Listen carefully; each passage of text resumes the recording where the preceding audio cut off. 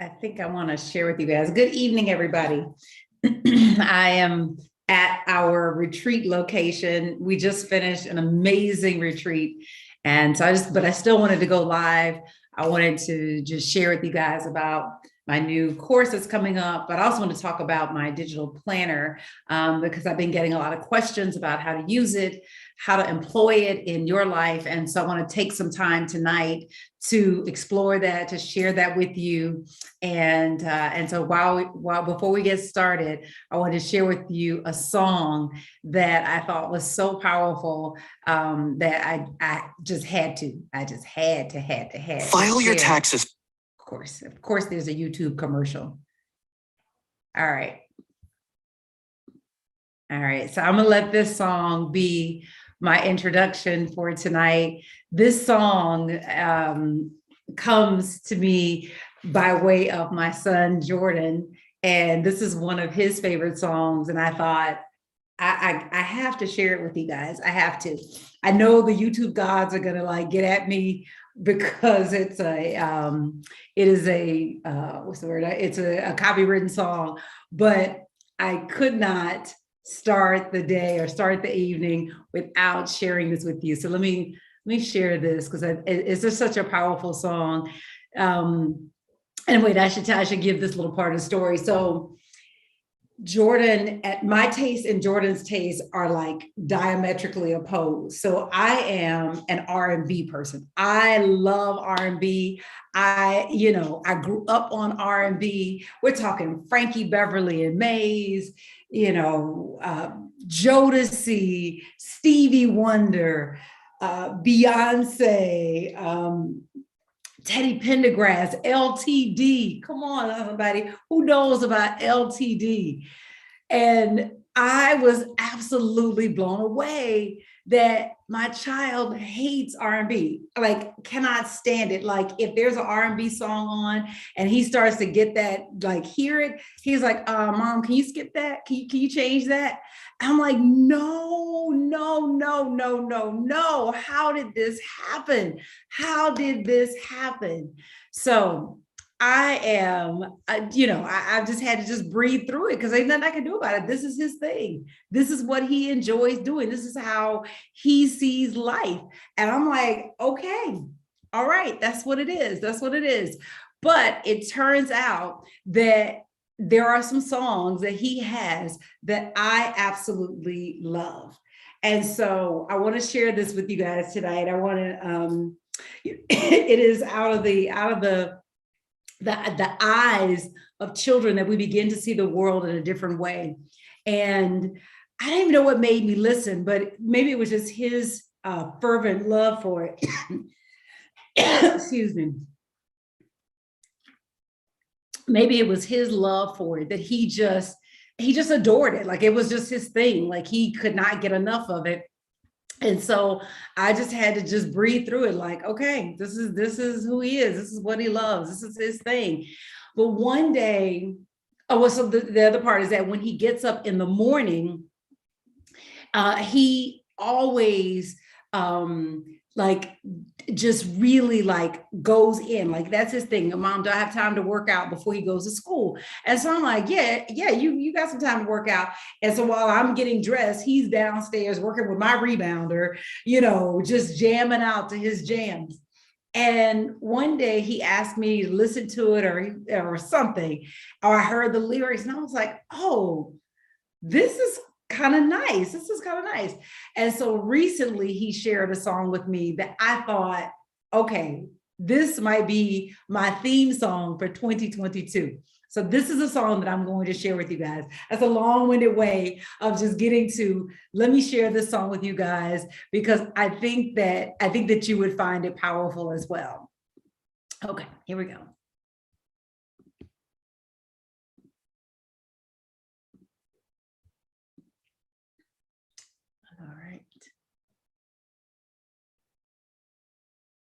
Oh, I guess I should figure out the sound piece, huh? Hold on. Let me get the sound right.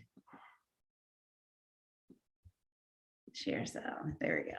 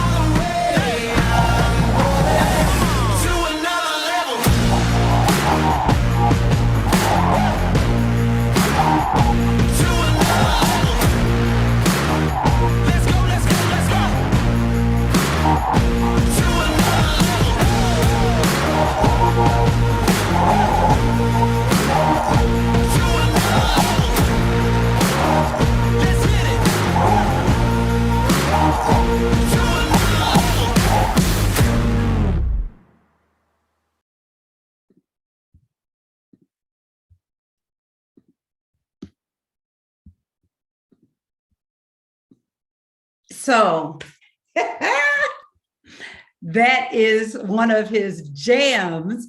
And when I heard it, I thought, that's pretty good. Actually, that's really good. Like I could get down with that. And so that really just that opened my mind up to okay, maybe there's something outside of R&B that I could listen to. Maybe just one thing. So I just really just appreciate that song from Jordan. And so I thought I would share that. And it has become a bit of a bit of a theme song for me for 2022. My word this for this year, and I just got it today. It's part of what we did for the closing activity for the retreat. My word for 2022 is increase. Increase. It has increased along all positive lines. You know, this year for me in every way, it is increasing my territory, it's increasing my knowledge, it's increasing my impact, it's increasing the number of people that I serve. Increase, increase, increase. This is where I'm going this year. And so that song completely fits where I am going.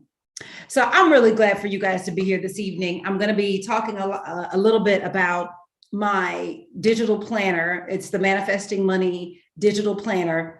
But I thought that where I would start was with some basics, some things that I take for granted that maybe you know, or maybe you don't know. I'm not sure. But I had an experience where I was listening to some people that are close to me talk about their experience with money. And it really made me realize that, oh my God, I haven't completely made available to people that are close to me the things that I have learned, the things that have served me in my experience. And so I want to talk a little bit about that. And then I want to get into the digital planner and how it can help you with what I'm going to share right now. So the first thing I want to talk about is money and intention. And in fact, that's one of the first things that I have you do in the digital planner is to set your intention. Intention is deciding a direction. You know, when you go into something, now here's the thing, you always have an intention. What is not always clear is what is your intention, but nothing moves, nothing happens until you set an intention. When you get up in the morning and you start getting ready for work and you're looking at the clothes in your closet, if you haven't chosen your outfit the night before, you don't make it, nothing takes place until you make a decision about this and not that. And then all of a sudden everything falls into place. And so in the beginning, you're just looking at a sea of options, a sea of clothes that you could put on. But until you say this and not that, then you're in this kind of limbo land. It's partly why they say choose what you're going to wear the night before, because you want to reduce the number of decisions that you have to make at the top of the day. But essentially, the intention is what sets everything else in motion. Well, money responds to your intention. You have to have a clear intention for money. What is money going to do? I heard someone say you need to give every dollar a job. One of the early things that I learned many years ago that helped me when I was getting back on track financially, and I had learned how to bring in a lot of money, but I hadn't learned how to keep the money.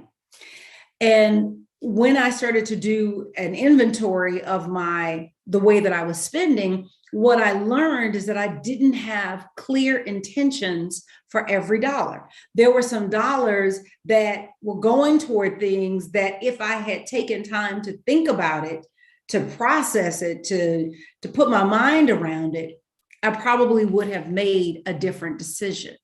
And so money has to be intentional. There has to be a clear plan for what it is that you're going to do with the money. What is the job that you're assigning this dollar?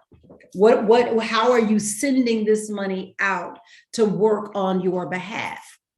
So one of the things that I learned is that there is a difference between how rich people handle money and how poor people handle money. And please don't get hung up on those labels, because I know sometimes we have a buzzword around saying rich people and poor people. Hear the information. There's a difference between how rich people manage money and how poor people manage money. And it's a subtle difference, but it is the difference maker. And so poor people, when money comes in, they start sending out their money to all of the places that they are obligated to spend, right? So the money comes in, they send the money out to the rent. They send the money out to the electric company. They send the money out to the gas company, to the grocery company, the grocery store, the kids, whatever it is that they need for school or supplies that need to be purchased. The car company, because they got to pay for the car note, the insurance company, because you need insurance on the car.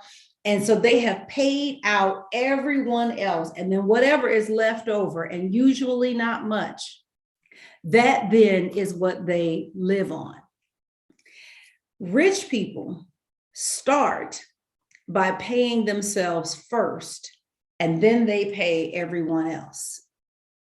And I remember the first time I heard that, this was back, gosh, the first time I heard this, it was circa 2001, 2002, because it was around the Rich Dad, Poor Dad time. That was I'd heard the concept of pay yourself first, but I didn't fully understand it. And I think I thought about it. Now I know I thought about it as, I'm gonna make up a number. If $5,000 comes in for the month, then I pull out the part that I'm gonna like take and play with for myself. And then that's paying myself first. And then whatever's left over. So 2,500 goes to me, and I can go over to, we don't have this story, I'm about to say Joske's or Foley's or Macy's or whatever, right? I'm gonna go, right? That's how I'm paying myself first. Well, that's not what I mean by paying yourself first. The difference between rich people and poor people is that rich people pay themselves first.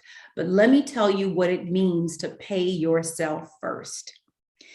So a portion of the funds that come in need to be peeled off and set aside for future you, right? So a portion of what's coming in needs to be set aside for future Sherry or future Janine or future Robin, right? And that portion goes to work on your behalf. So what I learned to do, let me explain to you what pay yourself first means to me. I have six buckets that I then send, six clear intentions that I give to the dollars that come in. So I'm going to share my whiteboard because I think that's the best way for me to describe it. And let me see if I have any comments or anything. Okay, so we're good. All right, you can put things in the chat. I'm able to catch the chat and let you know and respond to any questions that you might have. Share my screen, whiteboard. Okay, here we go. All right. So let me jar my buckets. Let's do this. Okay, let's not do that. Okay, let's get a better line than that. Here we go. All right. So that's 1, 2, 3, 4, 5, 6. All right. So let's assume that, move this out of the way. Let's assume that a sum of $5,000 comes in, 5,000 in income. All right, then we're just going to do that round number. So these different buckets are the way that I pay myself first. So the first bucket is what I call put it up here. necessities. Okay. This second bucket is my tithe. The third bucket is what I call my long-term savings. The fourth bucket is what I call my financial freedom account.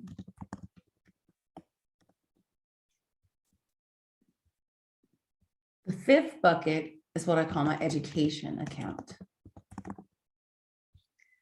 And the sixth bucket is my play account. Now, this is how these numbers break down. I'm going to use a different color now. So I start here with 50%.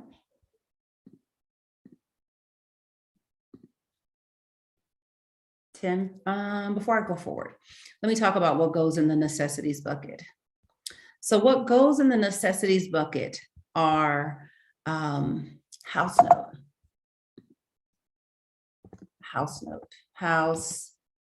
food, car, clothing, right? Necessity clothing, clothing that you wear, say, for work, or school clothes, things like that. Insurance, right? Medical, right? Medical, like not big medical expenses, but like, oh, I need to go buy some aspirin. I need to get some supplements or something like that, vitamins. In my tithe account, this is you know, what I call my first fruits, right? So whenever money comes in, 10%, and I put that 10% there, 10% automatically leaves my hands, period, right? 10%, no matter what. I consider it a non-negotiable. And then long-term savings, what goes in this bucket, these are big expenses, right? Like I need a new dishwasher, right? Appliances, you know, it could be car repairs, vacation, right? These are your big expenses. Essentially, there is a portion of the money that's coming in that you are setting aside to pay for these big expenses. So when the washer and dryer gives out, you're not having to run and put it on a credit card, because you've got this long-term savings that's been set aside to take care of those kinds of expenses. Or let's say that you pay your auto insurance on an annual basis as opposed to a monthly basis. And so this is out of this account that something like that will come. Another thing that this account is for debt. So when if you are repaying debt, let's say that you've got some serious debt that has been built up, this is how you repay it. So as opposed to if you are, getting into conversations with debtors and they're basically saying you need to give me, and you're feeling guilty because you spent the money, but no, it's like, no, here's what I have. I can tell you that X amount of dollars out of every check that comes in every month is set aside for this. So you can pay down debts in a systematic way, but it doesn't feel, you're not breaking your back, right? But you're steady, right? So it's a steady discipline. So this is 10% as well. Now, the financial freedom account, this account is for future you, right? This is the account that you use to buy your future, buy your time back. So the way you know that I can spend money out of my financial freedom account is that it satisfies the requirement that I'm buying back my future. If what I am doing is not intended to buy back my time, to buy back my future, then it's not for me. I don't want it. So the financial freedom account is very, very, very specific. Another thing that you can do, this could be your retirement account, right? You're buying back your time, right? You're buying the future where you are not dependent on the exchange of your time for dollars. So this could be a retirement account. This could also be a business, right? So, and let me clarify business, not a business where you're working in the business. That's different, right? Or where it's intended, where you're there and the business cannot run without you. So this is where you're building a business that eventually will not need you, but can keep running and can continue paying you for years to come. So it's very, very specific, because what you want is you want that time freedom. And so for this account, I recommend 10%. Now, education. The education account is also very important. Now, this is not an education account like your 529 account. This is not that type of account. This is your education for yourself. My spiritual mother, Reverend Della Reese, taught me that you cannot do more than you understand. So you can never outlive or get around your own consciousness. Your thinking, your best thinking produced the life that you have today. Your best thinking produced the life that you have today. So if you are going to have a different experience and a better experience, then you're going to have some different and some better thinking. And so the education account, it is there for you to invest in your education. So for example, I've got my course coming up, Manifesting Money. Okay, this is going to sound like a shameless plug, but this is really to help you understand the example. It really, hey, if you sign up for the course, that's great, because I know it's going to bless you. I know the impact it's going to have on your life.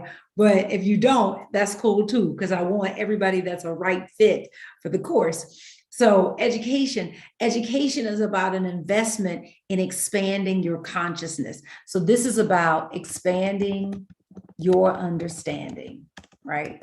So the way you make a decision that I am going to use funds that are in this account is that it somehow is going to expand my understanding. So it's money set aside to pay for that Tony Robbins course. One of the things that I am preparing for is that I will be at Date with Destiny.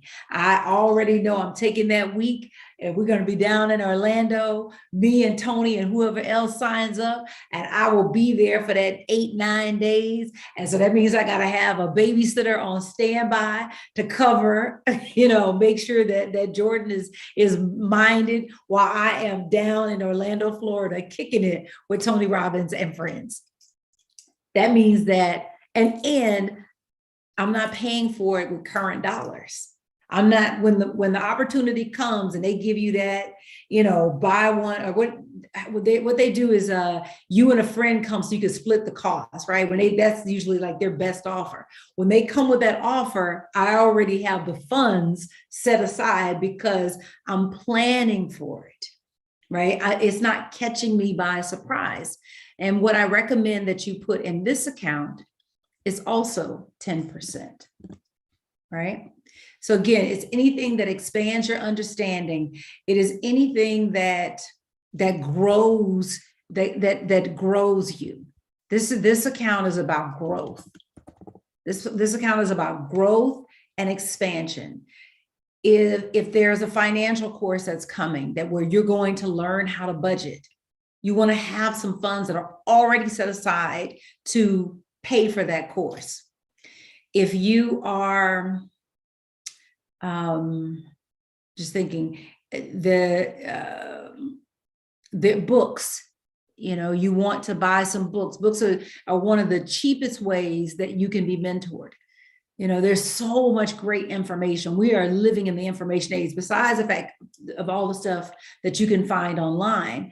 But there are tons of amazing books that you can have and build your library. One of the greatest things that you can pass down to your family is a library. the things that you read, that you took into yourself, that allow you to become who you are. And so you want to have an account set aside for that. You know, when I get ready to buy a new book, and I'm always buying a new book because I realize I have an Amazon habit.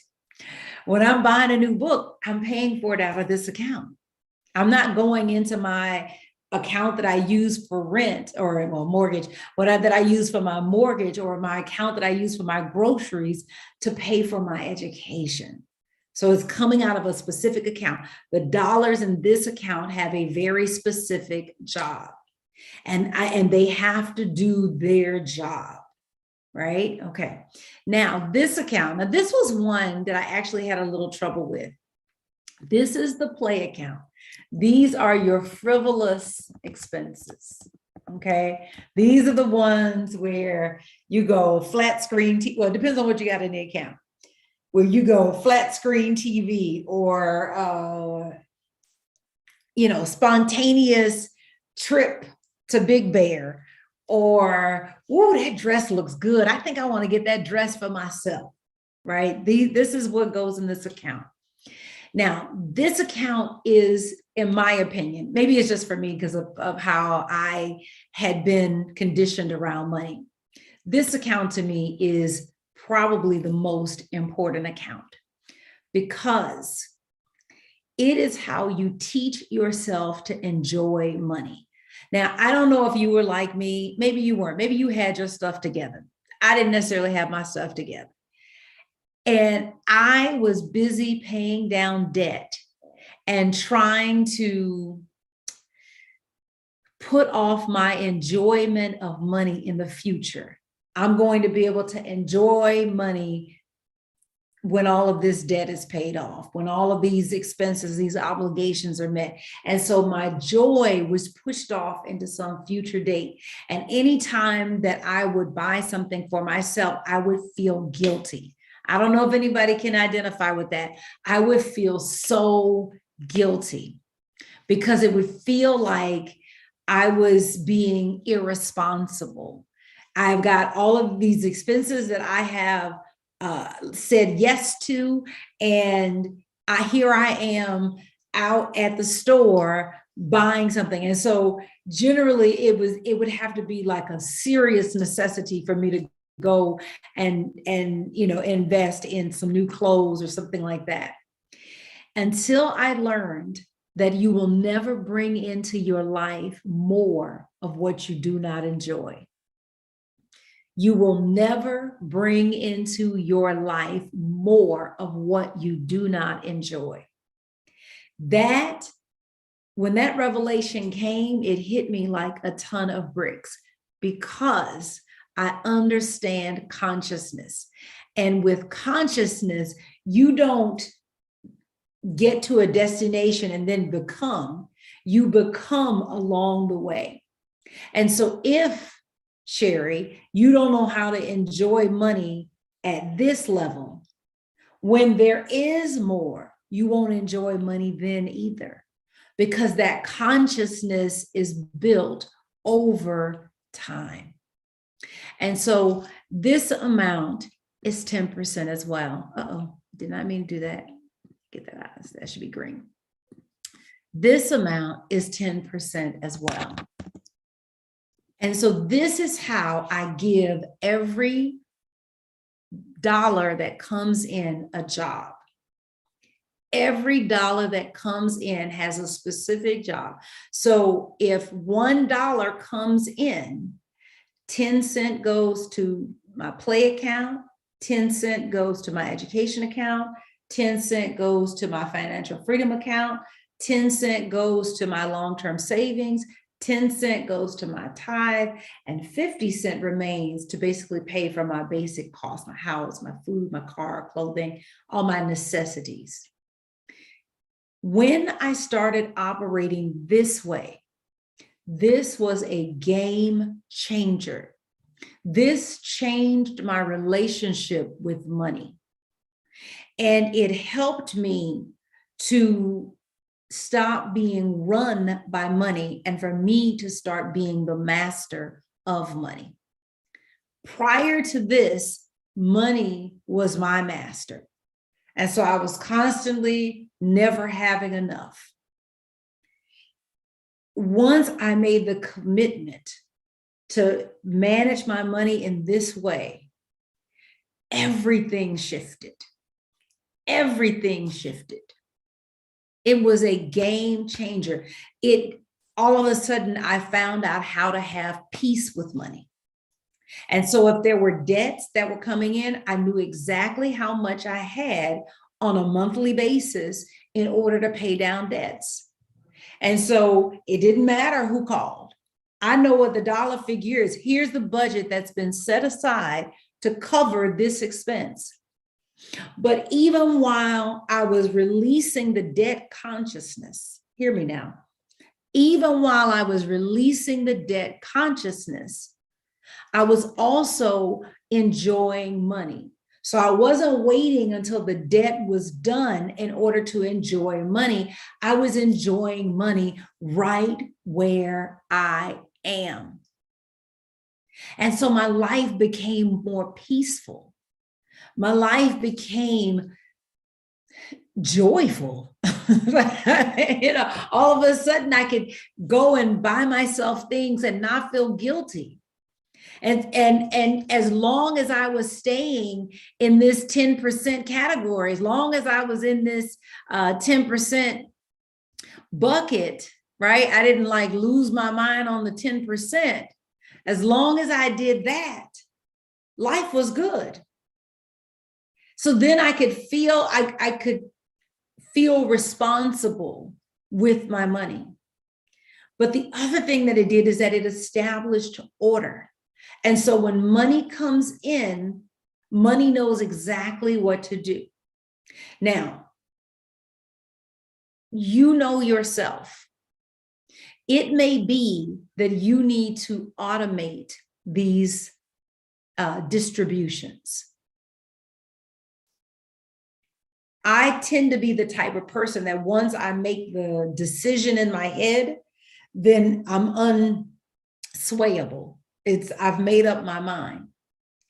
But one way that you could do it is to automate it or automate a portion of it. So one of the portions that's automated is that with my direct deposit for the checks that come in, 10% automatically goes into my long-term savings account. So I don't even have to do that. That automatically goes in. And so when I sit down to do my bucket, so I don't wait. I will tell you this, I do not wait until the end of the month. For me, what I have found is that as soon as the money comes in, I immediately start doing my allocations immediately. So even if it's a Wednesday, a check is received on a Wednesday or a Monday, I still will make time that evening to do those allocations. Now, you can manage this in whatever way. I do not recommend everything happening inside of one account. It is very easy to have accounts that are linked together, and then you can send the funds out to those separate accounts. I would say that if you have a business, that I would say perfect this in your personal life first before you start trying to perfect this in your business. You want to make yourself your guinea pig, right? Because you're going to have your lessons through this process. When I first started doing this, one of the first things that I did, the first 8 months was I was rocking, and then things got tight, and it was like, okay, money responds to intention. Don't let the system go, modify the percentages. And so over time, I modified the percentages with the intent of raising them back up. And so I moved this to 70%. And then this stayed 10% because I don't play with the tithe. The tithe is what it is. But I moved the long-term savings to 5%. Financial freedom became 5%. Education stayed 10%. And I'll tell you why in a minute. And then my frivolous expenses became 5%. Does that give me my 5, 10, 15? Okay. 35. Okay, so this must be 65. Hold on, let me get it right. Yeah, 65. Okay. So this happened over time, and this is actually how my allocations look now. The reason that my tithe stayed at 10% is that for me, God is all, and everything I have belongs to God. And so, will a man rob God? Will a woman rob God? No, Sherry James is not. So, first fruits, 10%. But the reason that education stayed 10% is because that was my investment in my understanding. So as financial courses come up, as learning opportunities come up, I want to make sure that I have those resources there. I understand that this system became challenging for me to keep the original percentages because of something that was going on with my understanding. And so I wanted to make sure that I kept a steady amount available for expanding my understanding. And so when I start the year, I already know the courses that I'm going to take during the year that are going to be for my expansion. So those funds are automatically set aside. And so as I expand, then I'll go back to that 50% in necessities.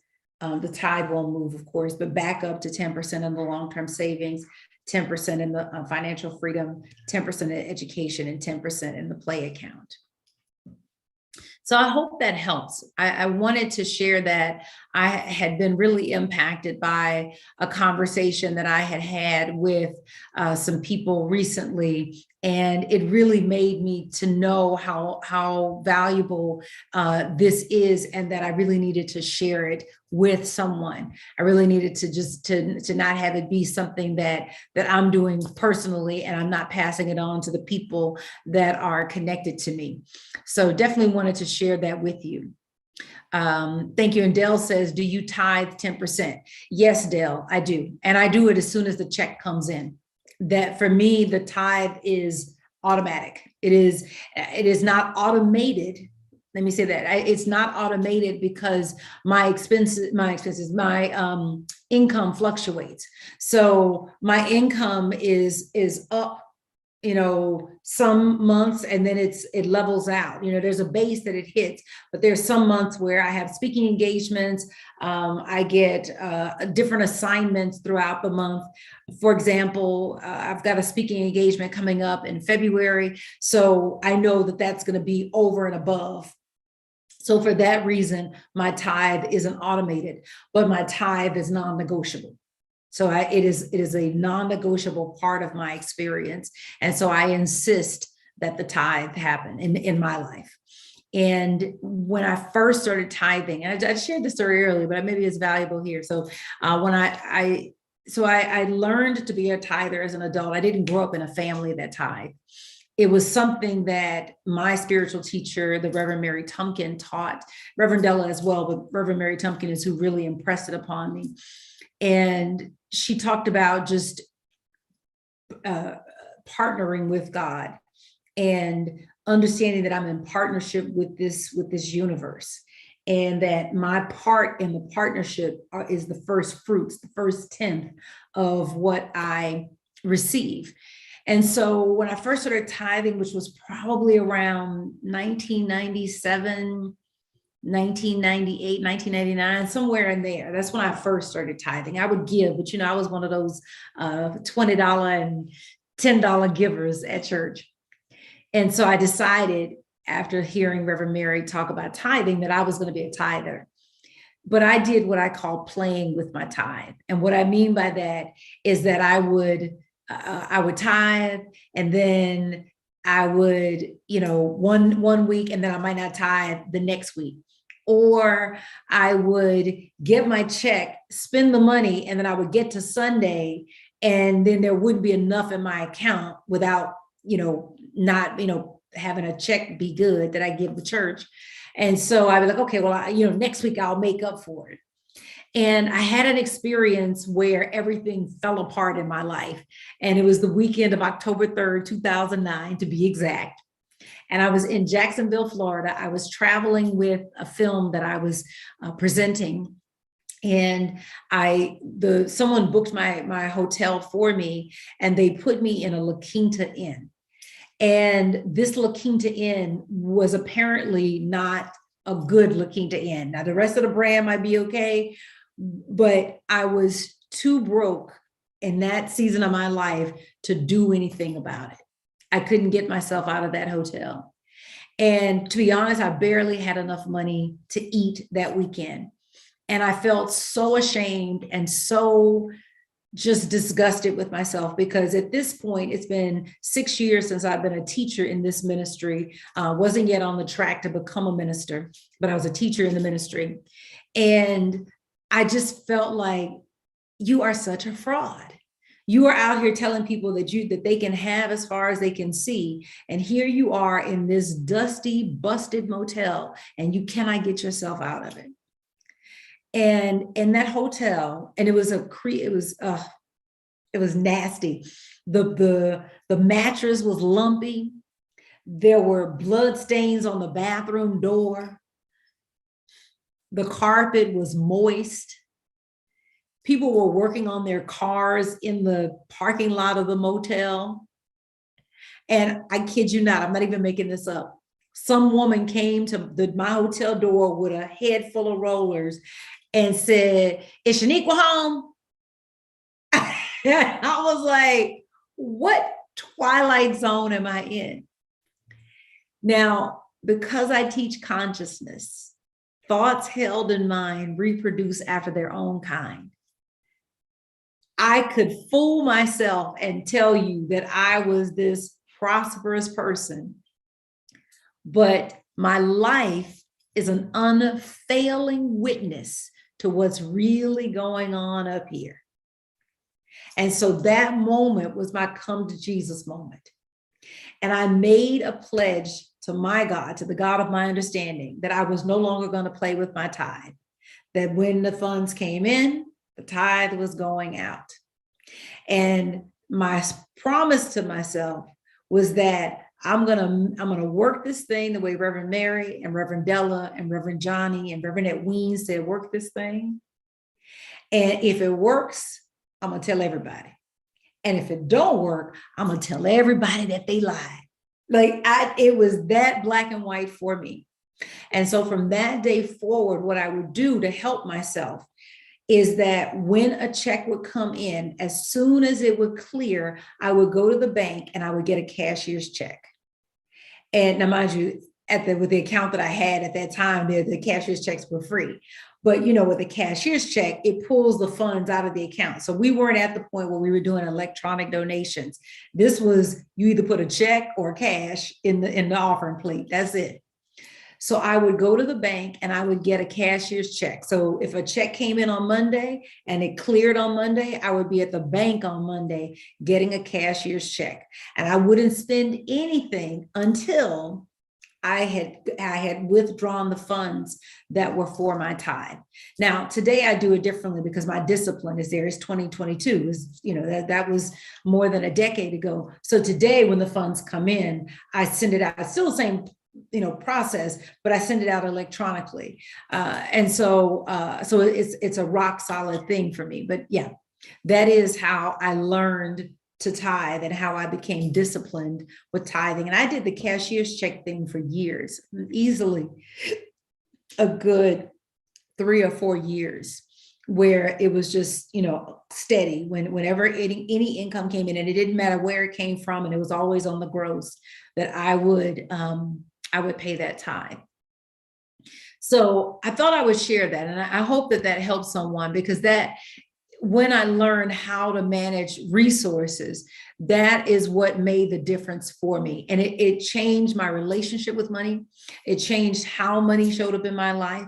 All of a sudden, things that I thought that I could not afford, turns out I could, because now I had given every job every dollar a job.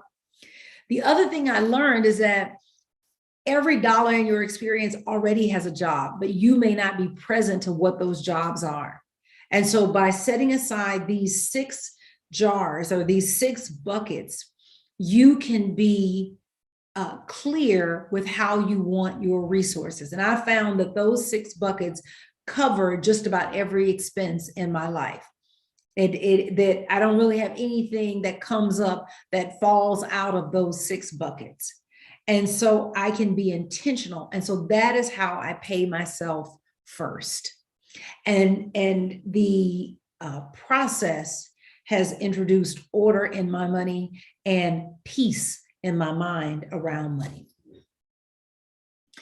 So I wanted to share with you the Manifesting Money Journal, and I wanted to address some of the questions that have come up around the journal, like how do I use it and what do I do with it? So let me share my screen again. I think that's it. Hang on. No more sound. So with the Manifesting Money Journal. Ooh, that was slow. Okay, so this is just a repeat of what I said, which is money responds to your intentions. In 2022, we want to set some new intentions and we want to write a new financial story. This is so important. We want to write a new financial story. This is your opportunity to make 2022 different from every other moment in your life. And what I have found is that money is one of those places that when it's not right, nothing else in your life feels right. And so the first thing you want to do is to get clear on what are your goals for 2022. What do you want life to look like? What would make life good for you in 2022? Maybe your financial goal is to pay off some debt.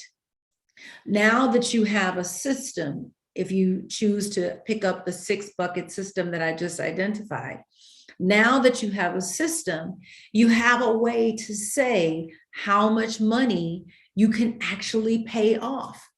If you know that $50,000 or $100,000 is coming in over the course of 2022, then if you follow the recommendation, which is the 10%, then only $10,000 is available. And so if you owe more than $10,000, you can stop saying, I'm gonna get out of debt this year. Sometimes we have these nebulous goals that are not based in any reality. This is your opportunity to say, I am going to take of the 100,000 that's coming in, I'm going to take 10,000 and I'm going to get rid of consumer debt. It's that simple. Is that so? Now if you have to, I don't know if this is the case for you or not, but if you have to negotiate with the creditor, now you got a bottom line. And if they come to you and they ask you for more than the 10%, the answer is no. Because while I am releasing this debt, I'm also setting an intention for the future. And I know that there are teachers who will tell you, no, just get rid of the debt. But let me tell you what consciousness does. Where attention goes, energy flows. If you only put your attention on the debt, guess what you will have more of? It is like being in a boat, dumping water out of the boat, but there is a hole in the boat, and so water is continually rushing in, even while you are throwing water out of the boat. So I am not that teacher that's going to tell you to sock away everything towards your debt, because consciousness, you have to begin to build a consciousness toward where you are going. And so that financial freedom account has to have some money set aside in it. So one of the things that you can do is name how much money, if you have debt to release, how much money you're going to put toward debt. And it's not all of your money, because some of your money you need to play with. Hello. You will never bring into your life more of what you do not enjoy. If you do not enjoy what you have, guess what? Your brain is smart. Your brain is not going to bring more of it into your life.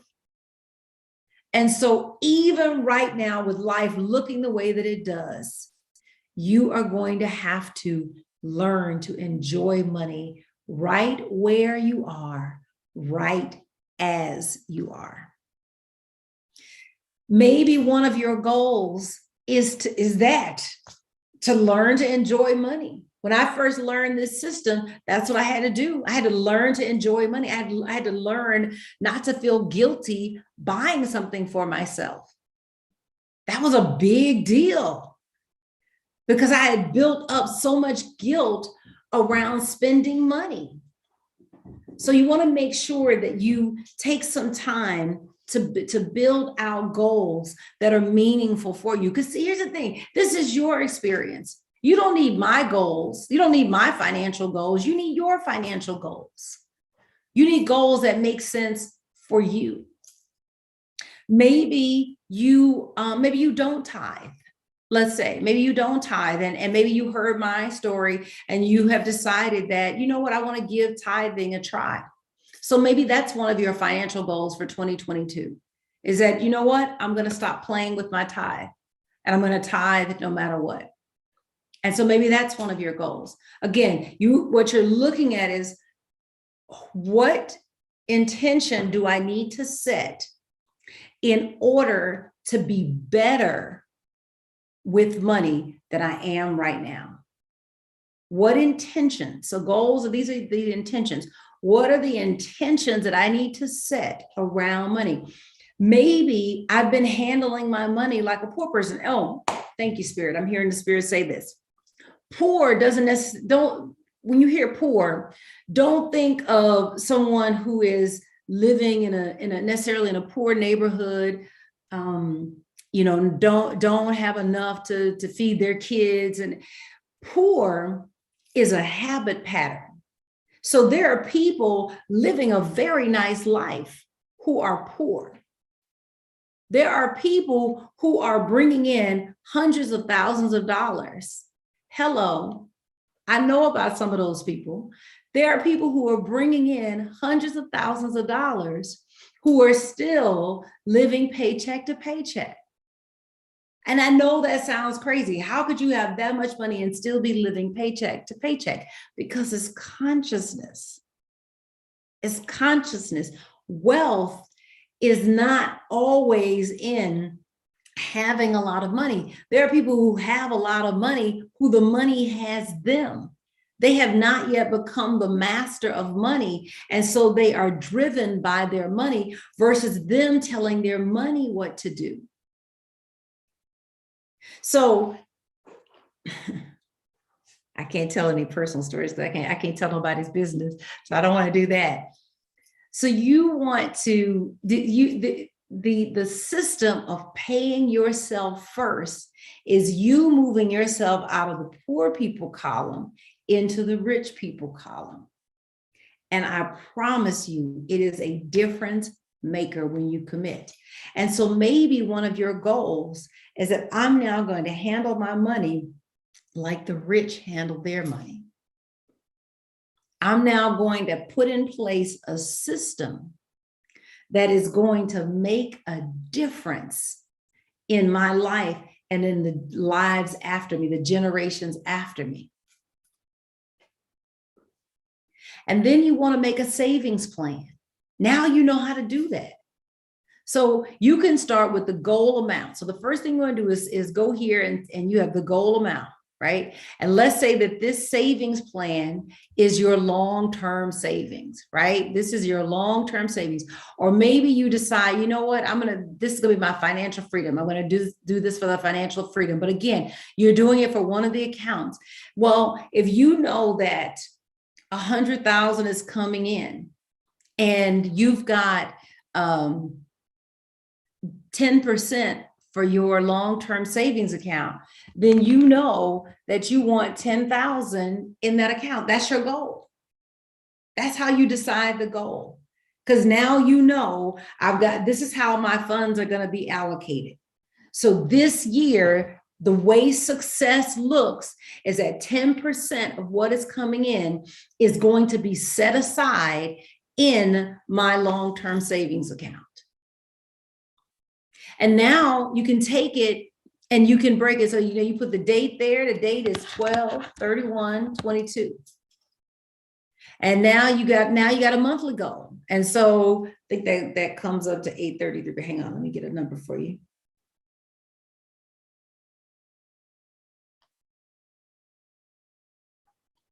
Yeah, 833. So now you got $833.33. Now that's my monthly goal. And now I got a daily goal, right? So now if I take that and I divide that, let's say by 30-day month. So now that is $27.78 a day. You think you could do that? I think you could do that. And then you say, well, okay, well, what could be the challenges to me filling that out? What would be some challenges to me? Well, maybe right now, I don't have a savings habit. Maybe, but again, you're listing out the things the potential obstacles, why I can overcome this challenge. Well, you start looking back at past successes. Well, I can accomplish this goal because I can do hard things. There you go. I can do hard things, right? I can accomplish because I'm willing for life to be better, right? You just start listing out why and how you can accomplish it. And this is how you complete it. This is how you put it there. And so again, you start with, what's the gross amount that I expect to bring in this year? What number do I expect to hit?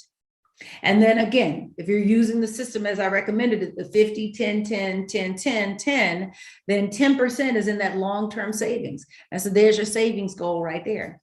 So now you know. Now it's not random. Now it's super, super clear.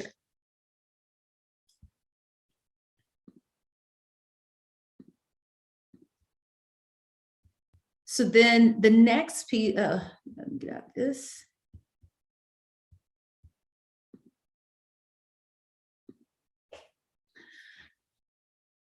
So when you're going through this, oh, I should get this one thing. Okay. So when you're setting aside a monthly budget, right? Or let me back up. I want to do with the savings tracker because I got a question about this. Like, how am I supposed to use the savings tracker?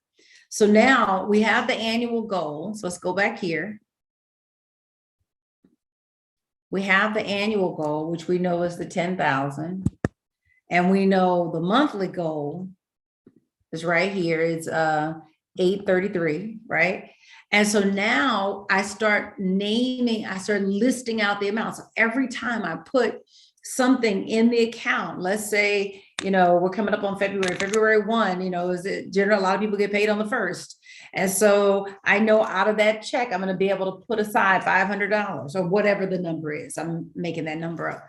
And maybe I know that, and so as the money is put in there, then I'm adding up, I'm putting the totals in there. And then I'm able to get down to the end of the month. And let's say I'm going to make these numbers up. Let's say on the 15th, I needed to pay the house notes, maybe only, 200 went in there. And maybe on the 20th, I was able to put in another, $100, right? And again, so I'm just putting the money in there. And then I get down to the end of the month and I just add it up. And it's like, oh, I was at $800. And now what I'm doing is I'm looking and I'm comparing what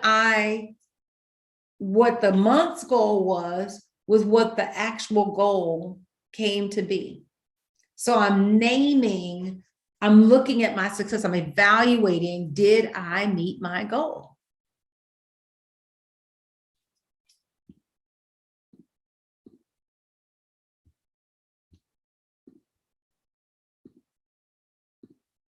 Now, on this page, and this is going through with this weekly planner, one of the things you want to do, this is this could be a daily activity, like in the morning, or I think it really is better in the evening. That's just my opinion. You could really do this whenever, right? This could be something you do before you leave work during the day, at the end of the day. But what you want to do is just take a moment to write down your thoughts. And it could be anything. So if I were going here, and I am going to get to January 30th, because this was something that happened today. So in a conversation at the retreat, I was listening to someone talk, and I realized, let me back up, let me give a context. We were talking about the gifts and the individuality. And we were saying that each one of us has an individuality that we bring to Upchurch. We have an individuality, and our individuality is comprised of our talents, our abilities, our gifts, our awarenesses. Like they're just different things that each one of us is able to do. That it's the unique combination of that we are able to give to make Upchurch better. So that was the conversation that we were having. And in that conversation, different people were talking about their experience with money.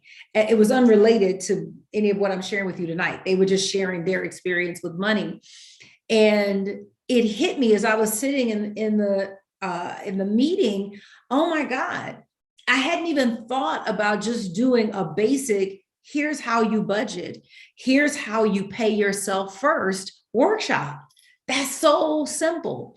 And so one of the things that I thought would be, I didn't realize I hadn't shared my gift for money management. Something simple, right? That's all we're doing, just something simple.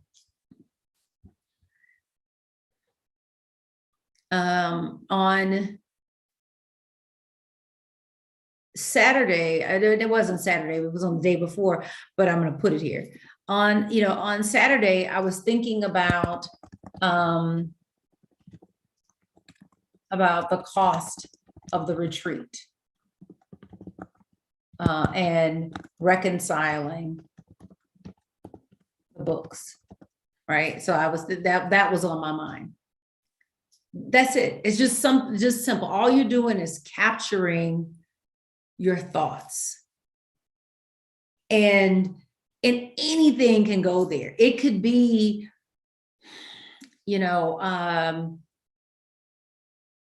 I felt uncomfortable, spending money, or I was afraid to go ahead and, pull the trigger and make this, this expense. Again, you're just bringing up your thoughts and you're writing them down non-judgmentally.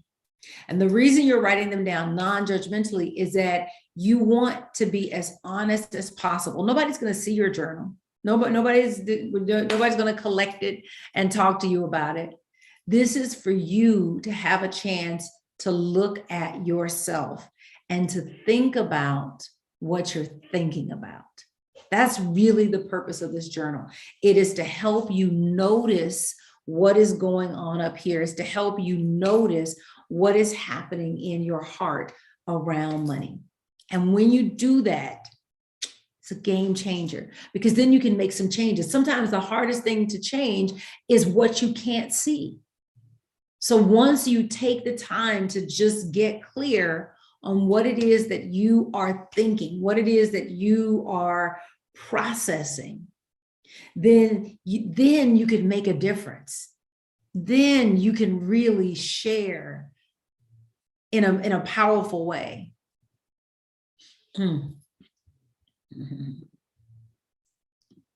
All right, I'm gonna stop right there. So I hope that answers some questions, but I had gotten those questions over the last couple of weeks since I released the journal. And I just wanted to take a little bit of time to share that with you guys. Are there any other questions that you have?